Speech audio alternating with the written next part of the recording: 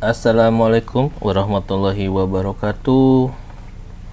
Selamat malam para nyangkuters, para boncos, para pemimpi kaya instan dari bursa saham ya. Lanjutkan mimpi-mimpi kalian. Kita awali dengan bismillah. Bismillahirrahmanirrahim. Sekarang tanggal 3 hari Rabu jam 11.28 ya.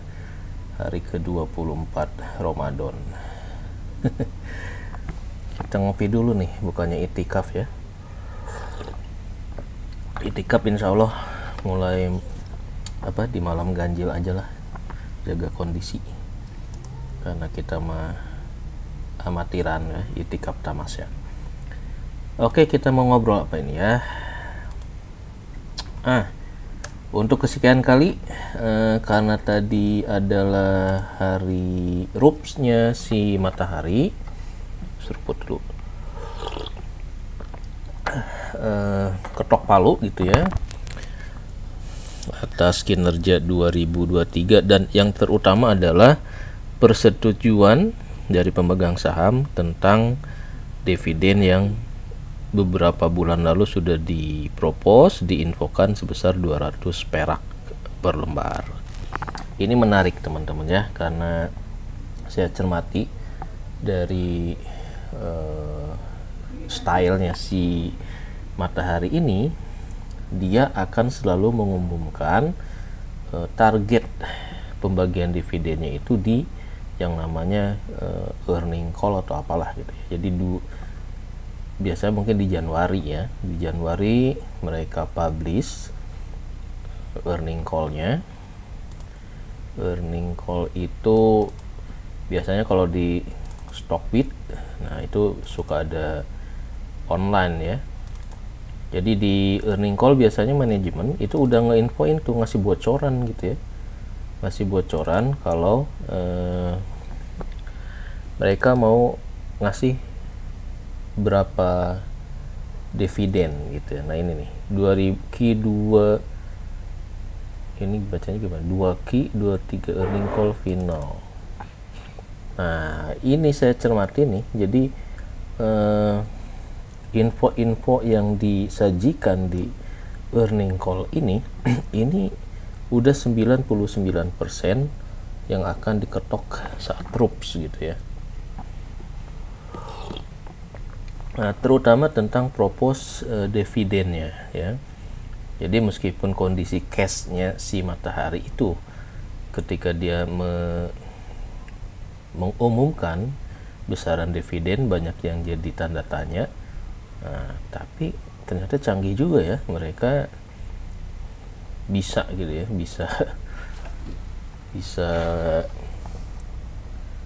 bisa merealisasikan target dividen. Nah, ini bukan ini ya, bukan gitu.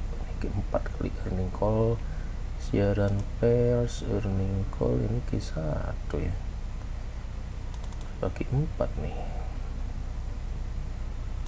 ya. Intinya mah tidak ada keraguan gitu ya, kalau manajemen si LPPF Matahari Department Store ini sudah mengeluarkan informasi di yang namanya earning call buat kinerja full years-nya, ini adalah yang akan disahkan di RUPS gitu ya.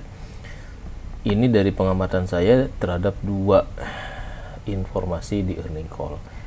Jadi dulu, nah ini nih ya, ini adalah informasi saat bulan apa ini ya, mungkin Januari ya kalau nggak salah, atau Februari lah. Jadi mereka menginfokan bahwa dividen itu 200 perak per saham. Nah setelah earning call ini malah turun kan si harganya gitu.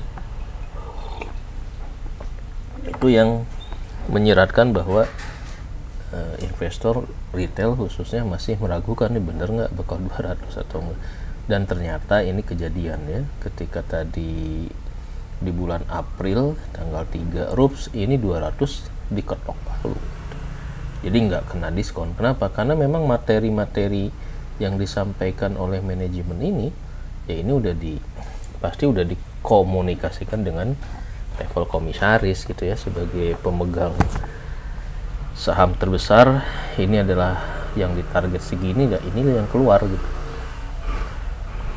Jadi kesimpulan saya, apa yang informasi ada di earning calls ini udah super ya, 99% mungkin yang akan diketok palu di RUPS. Jadi nanti tahun depan kalau earning calls ada info dividen sekian, nah itu harus menjadi perhatian kita ya, karena di RUPS itu tinggal ketok palu. Kenapa bisa kita simpulkan seperti itu? Nah, karena ini nih, kita lihat nih, dulu juga sama di earning call-nya, malah ini di bulan sebelum Desember nongol ya, earning call-nya itu mereka target dividen 525 ya, tanpa memikirkan full years di Q4 2002, dan ini bener dividen jumbonya diketok palu juga gitu. Nah, kenapa kejadian si Matahari ini bisa kayak gini? Karena ini Matahari ini kan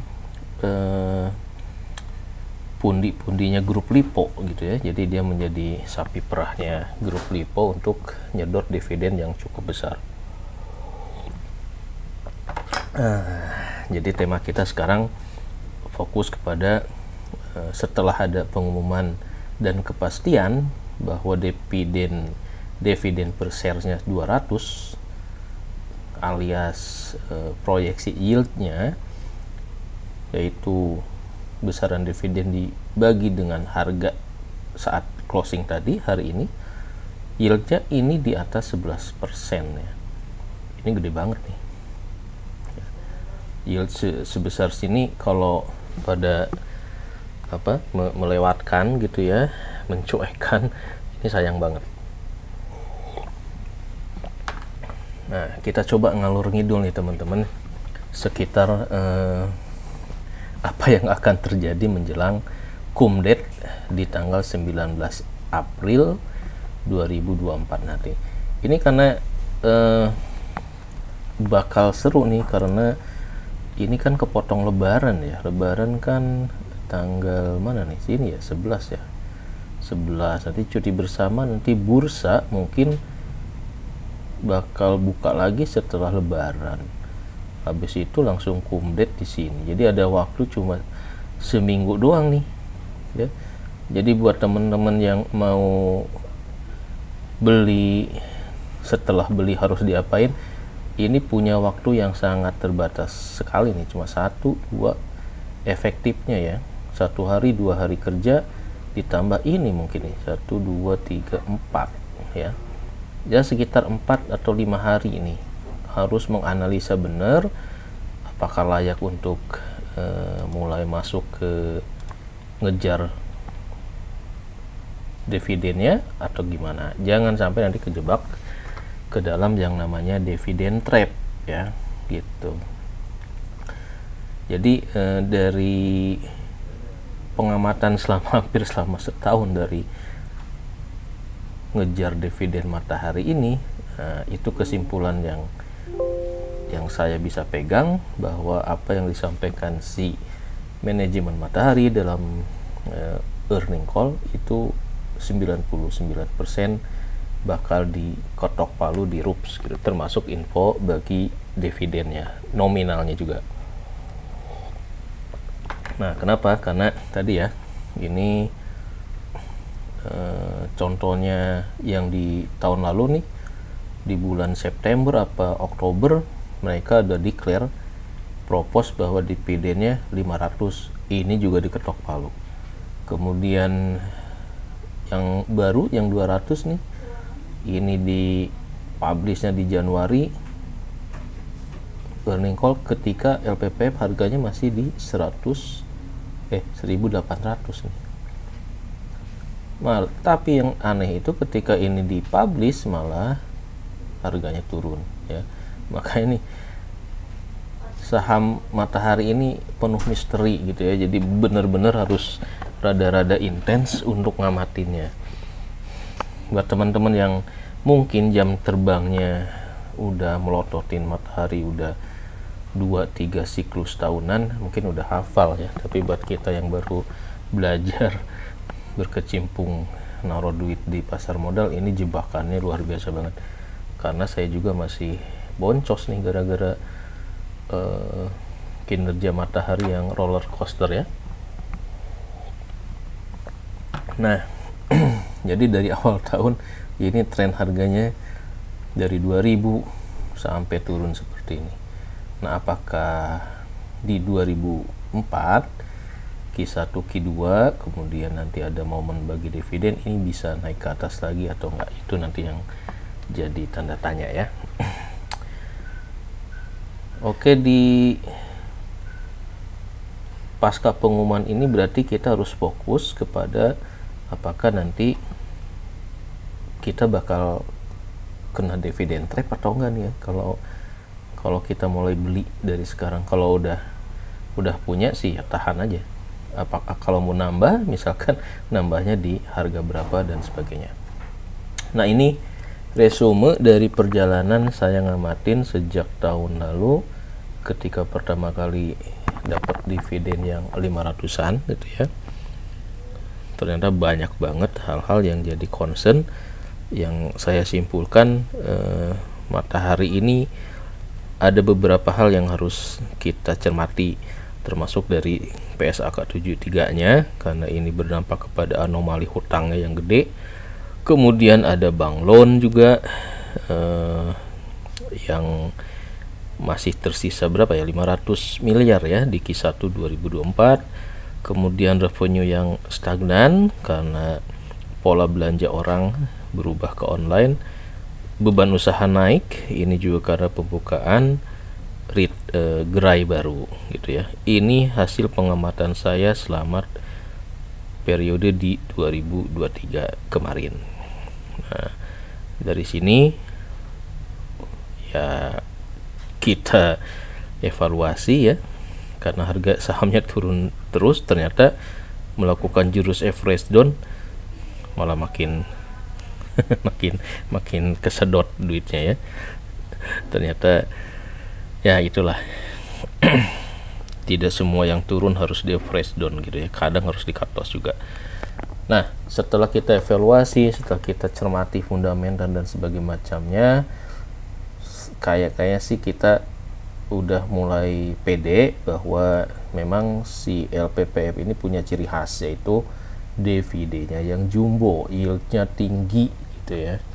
Cuma yang jadi masalah adalah dibalik dividen yield yang tinggi ini banyak jebakan ramboknya gitu ya, banyak jebakan rambok. Kenapa? Karena kalau kita lihat dari revenue stream, kalau kita punya saham di Matahari ini dari sisi capital gain gitu ya, ini si Matahari ini sifatnya ini musiman gitu ya, seasonal. Jadi dia tergantung nih kinerjanya. Kalau lagi momen lebaran, ada Natal, ada tahun baru, maka reportnya itu bakal bagus. Tapi di luar ini maka mungkin bakal turun ya. Nah ketika kuartal yang tidak ada momen-momen ini turun, nah disitulah harga sahamnya biasanya jatuh ke level yang paling rendah. Ini yang jadi catatan pertama nih ya. Jadi teman-teman harus tahu kapan musim harus koleksi, kapan harus jual dari tabiat bulan per bulan pergerakan saham si Matahari. Kemudian revenue streamnya ya, dari sisi dividen. Nah ini udah positif dengan dividen yang jumbo-jumbo ini, maka Matahari ini menjadi cash cow-nya Lipo Group ya, jadi sapi perahnya gitu. Karena bisnis Lipo yang kayak Meikarta gitu ya belum kelihatan maju lagi, Matahari lah yang bisa disedot duitnya ya. Jadi dua ini jadi critical point yang harus kita cermati beneran nih ya, sebagai saham musiman. Kemudian juga dividen yield jumbonya juga menarik, tapi di balik dividen jumbo nanti ada ngaruh ke sisi equity dan sebagainya macamnya gitu ya. Nah dengan kesimpulan bahwa Matahari ini layak ya untuk kita koleksi untuk nabung saham gitu ya, nanti kita bisa prioritaskan nih, karena dari data tahun kemarin di bulan April yang bagi dividen seperti ini nih, April, Mei, Juni, Juli. Dari catatan saya dari uji coba tahun lalu ada seperti ini. Nah, karena kita nggak mungkin dong nyasar semuanya kalau dana terbatas, maka kita harus fokus kepada yang dividen yieldnya tinggi. Di April biasanya ada Matahari, Sido muncul gitu ya. Di Mei nanti ada seperti ini. Nah, kita bisa fokus kepada yang dividennya tinggi-tinggi untuk project nabung sahamnya. Biar gajian dividennya juga gede gitu ya. Kalau yang yieldnya rendah-rendah, nah ini kita skip aja lah gitu ya. Nanti kena dividen trap gitu. Nah, misalkan nanti di Juni mungkin PTBA yang tahun lalu sampai 41%, ini bisa kita mulai cicil nih dari sini. Kita mulai nyicil PTBA dari April, Mei sampai nanti kumdet di Juni. Nah, apakah mau dilepas atau ngejar dividen? Nah, itu nanti kita lakukan analisa gitu ya. Analisa dividen trapnya. Nah, secara teori dividen trap itu situasi ketika seorang investor ingin mendapatkan dividen, namun ternyata harga saham telah turun sehingga nilai investasi bersihnya turun. Nah, ini definisinya adalah ketika ex-date harga turun. Tapi yang jadi masalah sekarang ini ada tren bahwa justru harga sahamnya itu turun itu justru sebelum tanggal kumdet gitu ya. Kayak PTBA dulu tahun kemarin, PTBA itu malah saya kejebak ya. Di dividen trapnya gitu. Belinya justru saat naik dengan asumsi kalau deket kumdet maka akan naik lagi. Ternyata justru enggak. Justru di minggu sebelum kumdet malah orang pada melepas, nggak ngejar dividennya gitu. Walhasil kita yang telat ngoleksi ya kejebak di harga atas gitu. Jadi meskipun kita dapat dividen yang tinggi, tapi karena kita belinya di harga yang tinggi juga, walhasil cuma dapat boncos doang. Nah, ini resiko kalau kita beli sahamnya itu udah deket-deket tanggal kumdet ya. Matahari juga bisa seperti itu. Nah, jadi meskipun sampai 40% yieldnya, ternyata kalau di net dulu kena trapnya nih segini saya 3,5 gitu. Nah, seperti ini teman-teman. Jadi jangan sampai kita kepaksa ngehold karena ternyata setelah kumdet gitu harganya turun gitu, mau dilepas. Kalau kita jual setelah ex-date dibandingin dengan dividen yang kita dapat nih yang dulu 1000 perak malah jadi rugi gitu. Nah, ini yang akan kita coba oret-oret terkait dengan ada risiko dividen trap nggak nih si Matahari ya. Karena kenapa, nanti biasanya nih kita ikut-ikutan ngoleksi Matahari nih. Kenapa? Karena ada iming-iming 200 perak itu kita ikutan FOMO gitu ya. Di balik FOMO dividen jupu ini berarti nanti ada resiko. Resikonya apa? Ya ini, dividen trap justru sebelum tanggal kumdet. Nah, ini tanda tanya ya. Ini bukan LPP deh nih, LPPF. Nah, ini yang agak-agak tanda tanya nanti, apakah saat tanggal kumdet di 19 ini proyeksi harapan kita nih tentang harga LPPF bakal keberapa, apakah bisa nembus di 2000 ya, setelah atau misalkan justru turun. Nah, itu tanda tanya. Kemudian nanti faktor kedua adalah proyeksi kinerja matahari Q1 Q2 nih, karena lebaran adanya di April gitu ya. Jadi di Q1 nih baru setengah jalan Ramadannya. Belum full tercover total kinerja lebaran. Jadi mungkin baru Q2 ini ya yang hasil lebaran itu tercapture, dan hasil dari pembukaan gerai baru. Nah, ini akan mempengaruhi ekspektasi dari para pemegang saham LPP, apakah mereka akan memperbanyak gitu ya, atau ya seperti biasa ngelepas gitu ya.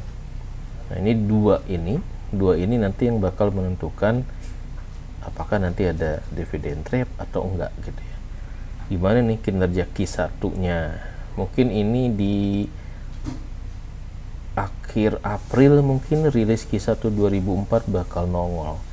Nah, kalau ini kinerjanya bagus, berarti harganya bisa terbang lagi ya. Harusnya bisa terbang lagi kalau memang bagus. Oke, ini udah sama ya, ngejar gajian dividen, jangan sampai kejeblos dividen trap lah ya. Dari 90% uji coba tahun lalu, ya 90%-nya sih yang kena dividen trap, karena memang sebagai newcomer belinya udah member kumdet gitu. Jadi kalau mau nggak kena harus jauh-jauh hari. Nah, ini dia nih. Jadi lika-liku jadi dividen hunter itu di sini teman-teman. Kita harus melakukan analisa nih. Kalau mau jadi dividen hunter project di saham matahari, kita harus tahu nih ya. Kita harus melototin harga terendah selama periode tertentu, misalkan setahun lah ya. Matahari ini harga terendahnya berapa gitu. Kemudian nanti target di kumdet itu di angka berapa. Nah, itu yang nanti akan menyimpulkan nih apakah aman atau ada potensi kita kena dividen trap gitu. Ini yang akan kita bahas ya.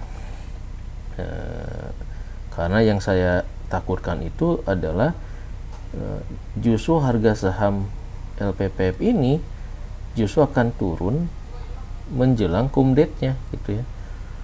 Bukannya di ex-date baru turun gitu, tapi sebelum kumdate udah turun duluan, udah pada take profit. Nah, kalau kejadian nanti sebelum kumdate itu turun, kita harus ngapain? Nah, apakah ikutan ngejual atau ngehold sampai rilis Q1 2024 yang akan mengcover prestasi kinerja matahari di 2024, di mana banyak gerai baru yang muncul. Nah, kayak gitu ya.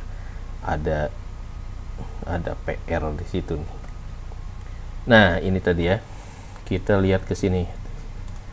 Tadi disebut diurai bahwa dari sisi revenue stream yang nomor satu ini sangat terpengaruhi dengan yang namanya seasonal gitu ya. Jadi teman-teman harus ngelihat, kalau yang pakai Stockbit mungkin di seasonality-nya nanti bisa dilihat nih di bulan-bulan apa saja si saham matahari itu merah atau hijau. Nah, ini kalau dilihat sih ya, yang plus ini berarti ini secara average-nya tahun lalu di kebanyakan merah. Tahun lalu mah merah ya. Di 2004 di April ini agak naik. Di Maret kemarin yang turun sejak Februari ya. Februari Maret ini turun banget. Nah, di sini kemarin yang info earning call-nya malah minus. Di 2023 ini minus gede, ini karena equity minus kemarin ya. Ketika Q2 ini minus, di September udah positif, tetapi masih responnya kurang bagus. Baru nanti di Desember setelah full year, karena ini ada Natal dan tahun baru, nah ini orang mulai nih mulai koleksi lagi karena berasumsi ya inilah panen rayanya di situ ya, mulai. Nah, merah dan hijau inilah yang harus dicermati untuk saham-saham yang musiman karena kinerjanya nggak stabil. Beda misalkan dengan katakanlah saham-saham telco gitu ya, Excel, Indosat, tiap bulan kan stabil lah, relatif stabil, nggak kayak gini. Nah, karena ini seasonality-nya agak berantakan, ini kadang kita salah beli. Kita beli di saat musimnya bakal turun gitu ya, dan kita jual di saat biasanya si harga saham itu naik. Nah, jangan sampai seperti itu. Nah, ini kinerja Q4 ya, nanti teman-teman harus melihat yang seperti ini, tidak hanya melihat pencapaian laba, tapi juga kadang ternyata orang ngebandinginnya dari kinerja tiap triwulan gitu ya. Kayak ini positif terus minus ya. Ini orang udah seneng di sini kan, di Q2-nya udah seneng positif, tiba-tiba di Q3-nya minus. Nah, ini yang menyebabkan nih di 2 kuartal Q3 Q4 ini langsung anjlok. Nah, ini yang membuat banyak orang kapok gitu ya, kapok untuk nabung ataupun ngehold saham Matahari. Kenapa? Ya karena ini nggak bisa kita jadikan kalau yang baru-baru agak susah gitu ya mencermati ini. Tapi kalau yang udah hafal ya, ketika turun di Q3 Q4 ini saatnya mereka borong gitu ya. Nah, ini catatan tentang resiko investasi di saham Matahari yang resiko seasonality-nya ya, musimannya itu, karena memang bisnis cycle-nya seperti itu gitu. Ini yang contoh yang tadi yang di Q2 ketika equity-nya minus, ini udah wassalam lah ya, udah persepsi investor terhadap Matahari itu lebih ke sentimen negatif gitu ya, jadinya harganya bisa anjlok ini. Nah, ini ya dari Q2 tahun lalu ini 2.300, apakah ini bisa balik lagi ke 2.300 di Q2 2024? Oke, ini kayaknya udah pernah kita bahas kinerja Q4, ini gak usah kita bahas. Kita lebih fokus ke dividend trap-nya ya. Nah, dari angka 200 ini ya, nanti teman-teman bisa simulasi nih. Kemarin kita udah mau rencana, ini udah dibikin belum ya? Nah, oret-oretan kemarin, terakhir di postingan kemarin, rencana buat nabung saham Matahari kayaknya kalau 100.000 nih, ini belum ya, ini belum dibikin ternyata. 100.000 mah kurang. Nah, kita kesini aja teman-teman ya, analisa dividend trap ya, analisa kelayakan project mengutin dividen gitu. Jadi dulu ketika kejebak di PTBA, nah ini yang membuat inspirasi, jangan-jangan di LPPF ini bisa kejebak lagi gitu ya, makanya saya bikin seperti ini. Dasarnya apa? Nah, tadi dasarnya ke sini teman-teman ya. Jadi Matahari ini udah saya plototin dari tahun lalu nih ya, dari sejak bagi dividen di April tahun lalu yang 500. Jadi data transaksi yang saya miliki udah kayaknya udah lumayan gitu ya, meskipun boncos itu ada berapa transaksi nih ya. Nah, ada sekitar ya 200 kali lah ya uji cobanya nih, walaupun maksimal cuma segini doang ya, di level 20 jutaan doang nih ya. tapi uji coba naik turun ini membentuk database di mana untuk periode dari Maret 2003 sampai April saya dapat harga gitu ya. Nah ini yang penting nih, kita dapat gambaran tentang harga terendah dari si matahari ini, yaitu harga terendahnya di setahun kemarin ini di 1.500 gitu ya. Nah jadi pahit-pahitnya kalau nanti dia turun seperti kinerja di 2023, nah ini yang bakal jadi patokan saya, harga terendahnya di 1.500-an gitu.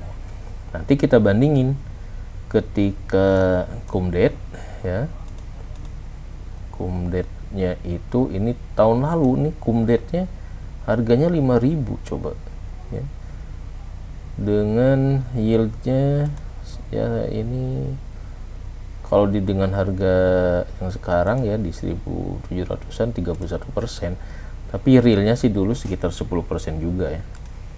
Nah tadi closing di 1.700 nih teman-teman ya, 1.700 berarti sekitar yieldnya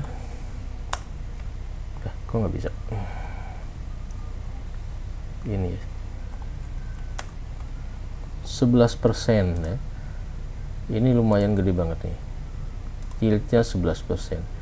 Nah nanti kita harus berdasarkan database transaksi yang kita miliki dengan harga terendah segini, kemudian proyeksi kita ya, asumsi nih dari harga closing hari ini ditambah dividen 200, katakanlah dia bakal naik dengan koridor 200 perak, itu membentuk harga di 1.900-an.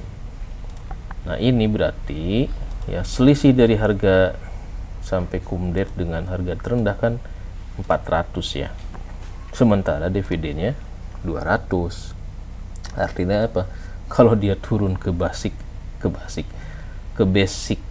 price yang terendah seperti dulu, berarti nyungsepnya 400 perak, sementara dividen 200. Nah ini yang kita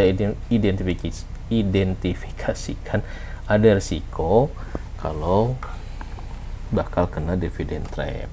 Kenapa? Karena kalau kita beli di sini ya nyungsep ke sini gitu atau misalkan nggak naik gitu ya, tetap masih ada juga nih dividen trapnya masih minus 5 perak.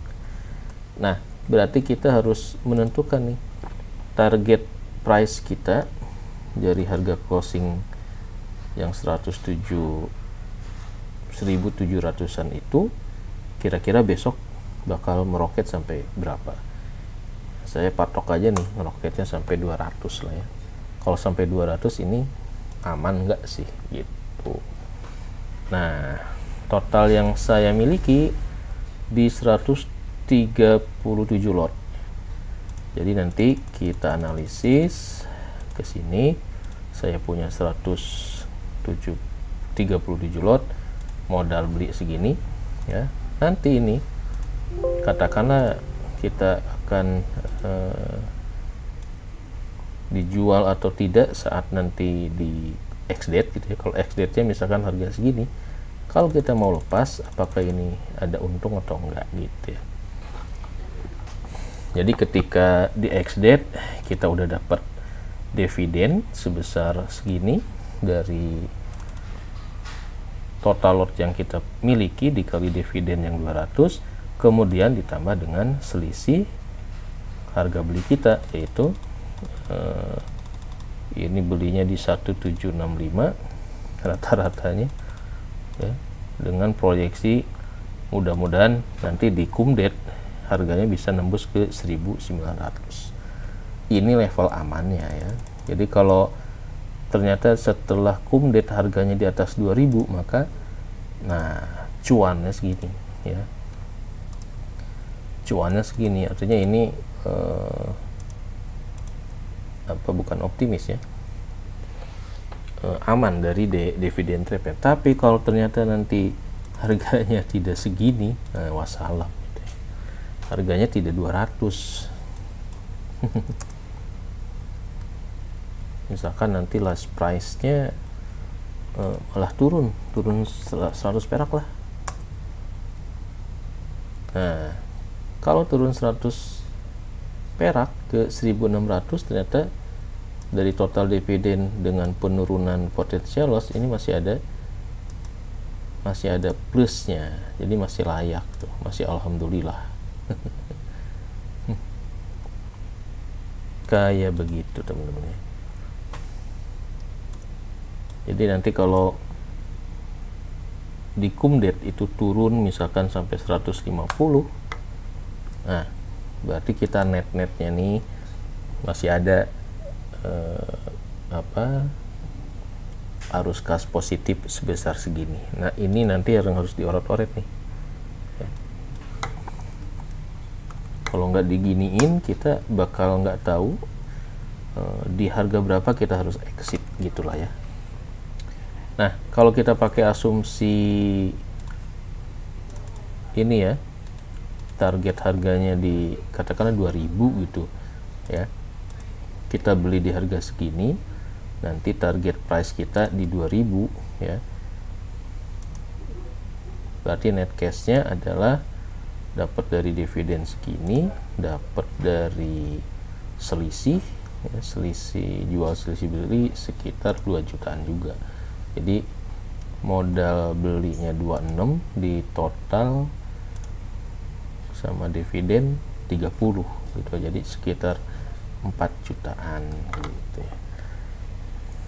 Harusnya sih positif ya kalau menurut saya sih, kemungkinan gitu ya, karena proyeksi matahari di Q1 2024 harusnya lebih bagus dibanding kinerja Lebaran 2003, karena di Lebaran 2003 itu orang cuti bersamanya lebih duluan gitu ya, lebih awal, sehingga keburu mudik ke kampung halaman. Nah sekarang nih masih masih ada momen di minggu sekarang, orang masih pada bisa belanja gitu ya di matahari.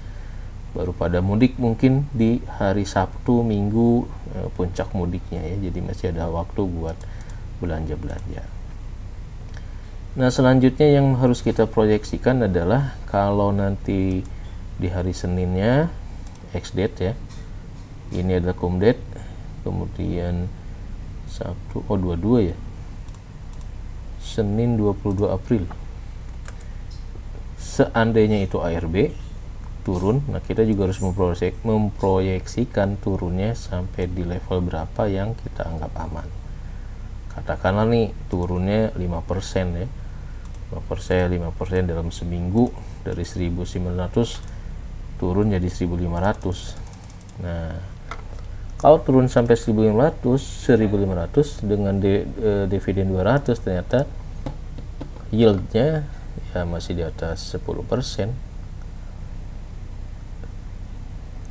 Seandainya gitu ya, saat cum-date harganya ngedrop di sini nih, cum-date. Jadi kekhawatiran dia turun menjelang cum-date, mentok-mentoknya balik ke sini, yieldnya malah lebih tinggi ya. Kalau turun dapat yield segini, kalau naik yieldnya lebih rendah, tapi kita dapat selisih beli kalau belinya di harga sekarang nih 170-an. Jangan sampai kita beli ketika udah di 2000-an gitu ya. Oke, jadi cara menganalisis apakah kita bakal kena dividen trap atau enggak kira-kira seperti ini ya teman-teman. Kita harus tahu berapa harga paling dasar dari periode pengamatan kita ya.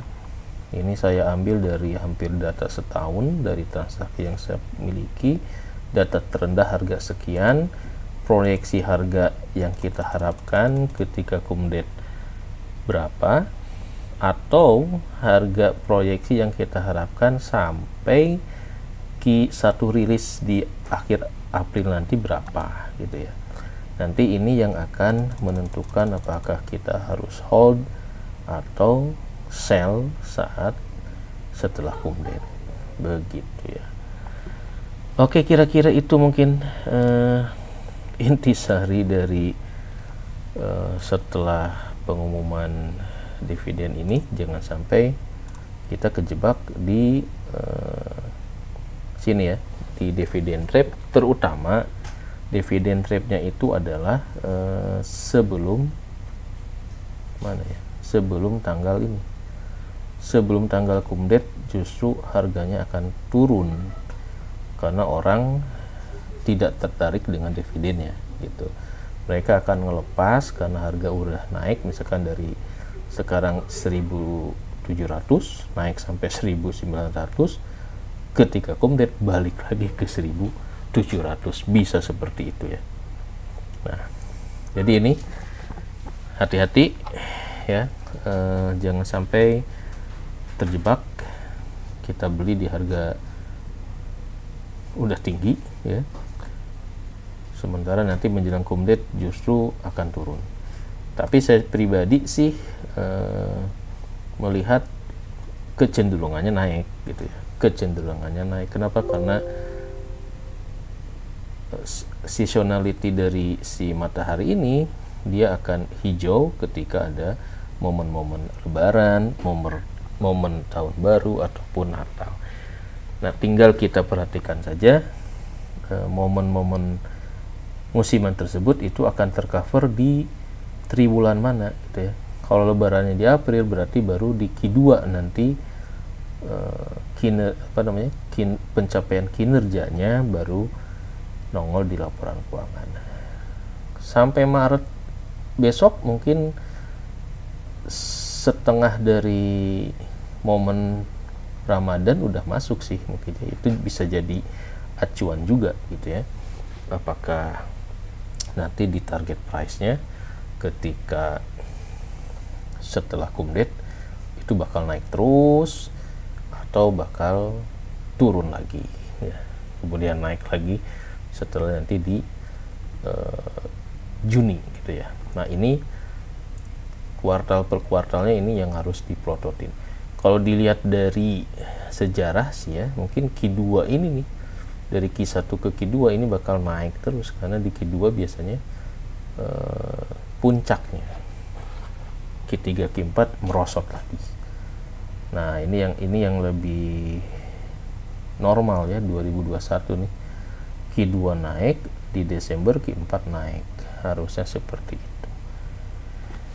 Oke, berarti tema sekarang lebih fokus kepada ini. Untuk yang mau koleksi matahari ya, harap diperhatikan bulan per bulan kapan laporan keuangan itu akan merah atau hijau, kapan harga saham itu kemungkinan naik atau kemungkinan turun. Nah, ini datanya di Stockbit komplit banget ya, berapa kali naik, berapa kali turun, ini tercatat semua. Silahkan teman-teman diplototin ya, ditebak-tebak nih, nanti di April Mei kira-kira bakal hijau apa merah gitu ya. Selamat menebak-nebak, mudah-mudahan kita semua nggak kena dividen trap, bisa mulai memetakan, mulai punya kerangka gitu ya, kerangka menganalisa agar katakanlah di tahun pertama, tahun kemarin boncos ya, tahun kedua, ketiga, selanjutnya udah hafal nih. Oh, ini kalau boncos di bulan ini, tapi nanti recovery di bulan sekian, jangan sampai cut loss lah gitu ya. Oke, demikian. Wassalamualaikum warahmatullahi wabarakatuh. Semoga bermanfaat.